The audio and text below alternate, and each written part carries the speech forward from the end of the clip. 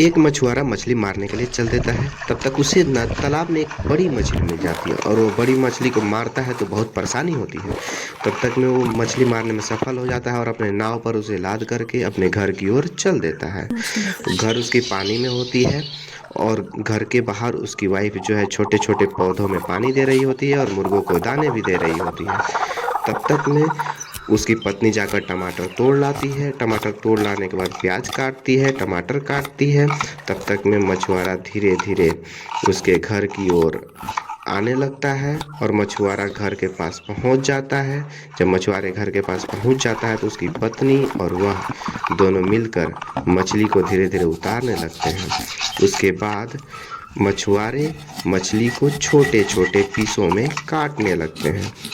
जब मछुआरा मछली को छोटे छोटे पीस में काट देता है, फिर उसके बाद उसकी पत्नी जो है मसाला पीसती है जिसमें मिर्चा होता है और उसे किसी कटोरे में रख देती है। तब तक मछुआरा का मछली तैयार हो जाता है और वह उसे धो देता है फ्रेश से और फिर उसे छोटे छोटे पीसों में काटने लगता है।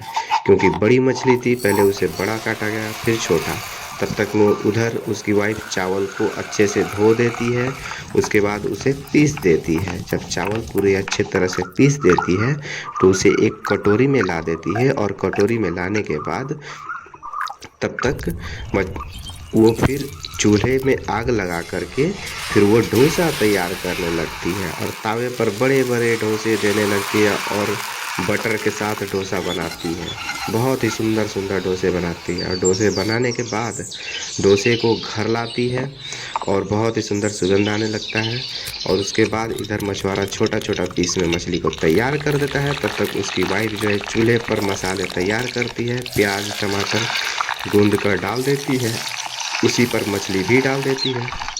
तब तक एक चिड़िया की चहचहाती हुई आवाज़ और घर की तरफ बढ़ती आती है और इधर मसाले डाल करके पूरे मछली की सब्जी धीरे धीरे तैयार होने लगती है।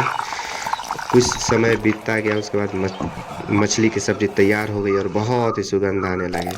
और उसके बाद से मछुआरे जो है कच्चे मांसों पे मसाले लगाने लगता है और सारे मछली में जब मसाले लग जाते हैं तो उठकर चल देता है। फिर उसकी वाइफ वहीं पर बाहर उस जो मसाले लगाए गए थे मछली थे उसे अच्छे से तेल में भूंजती है।